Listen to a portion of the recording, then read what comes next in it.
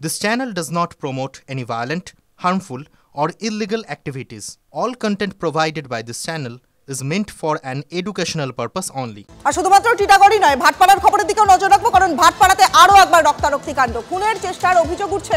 UEM Jaipur is a perfect target for prospective students aspiring for good jobs, good education with future-ready skills. 23 নম্বর ওয়ার্ডের নেতাজি নগর কলোনির ঘটনা, চপারের কোপে গুরুতর জখম সঞ্জিত বারুই। বাড়ির সামনে থেকে ডেকে নিয়ে গিয়ে ধারালো অস্ত্র দিয়ে এলো পাথারি কোপানোর অভিযোগ রাকেশ রায়, সোমনাথ দাস এদের বিরুদ্ধে। আক্রান্তকে ভাটপাড়া স্টেট জেনারেল হাসপাতাল থেকে কল্যাণী জওহরলাল নেহেরু হাসপাতালে স্থানান্তরিত করা হয়েছে। কিন্তু কি কারণে এই খুনের চেষ্টা, তদন্ত শুরু করেছে জগদ্দল থানার পুলিশ। এই জায়গা ভাইয়া সকালে হইতে মাল ফাল খাইছে, আমার ছেলে বন্ধু বান্ধব সবাই মিলে বসে খাইছে। খাওয়ার পরে এই জায়গার থেকে ওই মাথার দিকে গেছে, ঠিক আছে।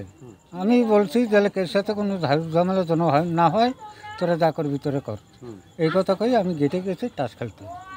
এই কিছুক্ষণ পরেই খবর হয়েছে যে তোমার ছেলেরে এরকমভাবে রাকেশ করি একটা ছেলে আর কাতলা করে একটা ছেলে, দুইজনে মিলে ছেলেটার কোপাচ্ছে, জন্মের কোপাচ্ছে। শুধুমাত্র টিটাগড় কিংবা জগদ্দল তা কিন্তু নয়, বাঁশদ্রোণীর ঘটনার দিকে নজর রাখবো, কারণ বাঁশদ্রোণীতে আরও একবার রক্তারক্তি কাণ্ড, কারণ পারিবারিক ঝামেলা। বচসা মেটাতে গিয়ে আক্রান্ত হলেন ক্লাব সদস্যরা। বাঁশদ্রোণীর পীরপুকুর এলাকার ঘটনা, স্থানীয় একটা বাড়ির বচসা সংক্রান্ত বিষয় মেটাতে যান শান্তিপুর সংঘ ক্লাবের সদস্যরা, কিন্তু অভিযোগ উঠছে যে ক্লাব সদস্যদের উপরে অতর্কিতে হামলা চালানো হয়। হামলাকারীরা প্রত্যেকেই বহিরাগত, ধারালো অস্ত্রের কোপ মারার অভিযোগ। ঘটনায় বাঁশদ্রোণী থানায় অভিযোগও দায়ের করা হয়েছে, কিন্তু এখনো পর্যন্ত কাউকে গ্রেফতার করা হয়নি। ওরা একটা কোনো পার্টি করে না, আমিও পার্টি করি না, আমি একটা ক্লাব সংগঠনের সেক্রেটারি। আমি ওদের ঝামেলা মেটাতে গেছি, আমাকে আক্রমণ করেছে, বলছে তোরা বিজেপি করবি, বিজেপি জয়েন করতে। আমার বাড়ি থেকে এগুলো করে ওরা দিনের পর দিন। বিজেপির ছেলে, নাম জানি না, বাইরের বাইরের ছেলে, কালীগড়ের ছেলে। আমি ক্লাব সেক্রেটারি, শান্তি সভা ক্লাবের সেক্রেটারি। আমি কোনো পার্টি করি না।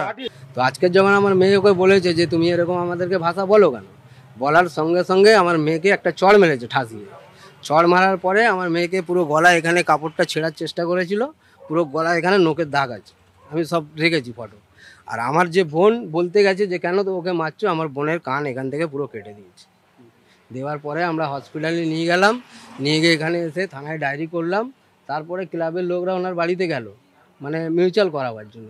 ক্লাবের লোকরা তো আর জানে না, সঙ্গে সঙ্গে ওরা রেডি ছিল, সব বাইরের ছেলেরা ছিল, যে যা পেয়েছে, কেউ মেশিন দিয়ে, কেউ চাকু দিয়ে, কেউ ছুরি দিয়ে সবাইকে উল্টোপাল্টাভাবে মেরে কুপিয়েছে। ক্লাবের সদস্যদের ওরা নিয়ে এসছে, তখন আমাকে ফোন করে বলছে দিদি তাড়াতাড়ি আসো, ভাইদেরকে মেরতে এসছে। এরা তো আমার গেস্ট ছিল না, মারধর করেছে। এই তো সব জায়গায় দেখাবো কি আর কি।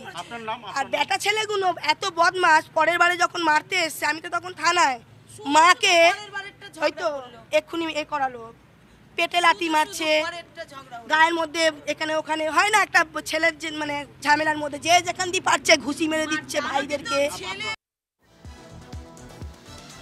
আসে পরের খবরে, আর এবার স্বজন পোষণের অভিযোগ উঠছে গ্রাম পঞ্চায়েত প্রধানের বিরুদ্ধে। পঞ্চায়েতের কাজে টেন্ডার প্রক্রিয়ায় বেনিয়মের অভিযোগ। দক্ষিণ দিনাজপুরের গঙ্গারামপুর ব্লকের বেলবাড়ি গ্রাম পঞ্চায়েতের বিরুদ্ধে সরব ঠিকাদাররা। গত 28শে জানুয়ারি একটা টেন্ডার বিজ্ঞপ্তি জারি করে বেলবাড়ি পঞ্চায়েত। অভিযোগ যে বিজ্ঞপ্তি জারির পরেই 25 দিন কেটে গেছে, কিন্তু তারপরেও খোলা হয়নি টেন্ডারের ফিনান্সিয়াল বিট। বদলে পঞ্চায়েত প্রধানের ঘনিষ্ঠ ঠিকাদারদের কাজ পাইয়ে দেওয়ার চেষ্টা করা হচ্ছে বলে অভিযোগ 3 ঠিকাদারের। অভিযোগকারী এক ঠিকাদারকে হুমকিও দেওয়া হয় বলে অভিযোগ উঠছে। জেলা শাসকের কাছে লিখিত অভিযোগ দায়ের, সমস্ত অভিযোগ অস্বীকার করেছেন পঞ্চায়েত প্রধান সঞ্জয় মণ্ডল। দুর্নীতির অভিযোগে শাসক দলকে নিশানা করল বিজেপি। টেন্ডার বেরিয়েছিল মূলত জানুয়ারি মাসের 9 তারিখ কি সম্ভবত 9 তারিখে। তো এতদিন যাওয়া বাবদে সেই টেন্ডার খোলার ডেট ছিল 14 তারিখ, সেই বিটটি এখনো খোলা হয়নি। সেই কারণেই আমরা জেলা প্রশাসনের দায়িত্ব হয়েছিলাম। প্রধানের ব্যক্তিগত কিছু ঠিকাদারকে কাজ পাইয়ে দেওয়ার, সেই পরিপ্রেক্ষিতে মনে হয় এতদিনও সেই কাজটি খোলা হচ্ছে না। দুদিন আগে আমাদেরই এক ঠিকাদার সহযোগী ওনার খোকন সেন, তার বাড়িতে নাকি চড়াও হয়েছিলেন প্রধান এবং প্রধানের কিছু দলবল নিয়ে, সেখানে চড়াও হয়েছিলেন। না না না, এটা সম্পূর্ণ ভিত্তিহীন কথা, মিথ্যা কথা। এটা আমি বলতে পারছি, ওরাই কাজটা করতে চায়, ঠিক আছে? ওরা 2-3 জন 4 জনই কাজটা করতে চায়, আরো তো ঠিকাদার আছে। আমি চাচ্ছি সবাই মিলেমিশে কাজটা করুন, এটাই। প্রধান হুমকি দিয়েছে যে তার নিজের লোক ছাড়া আর ঠিকাদার কাজ করতে পারবে না।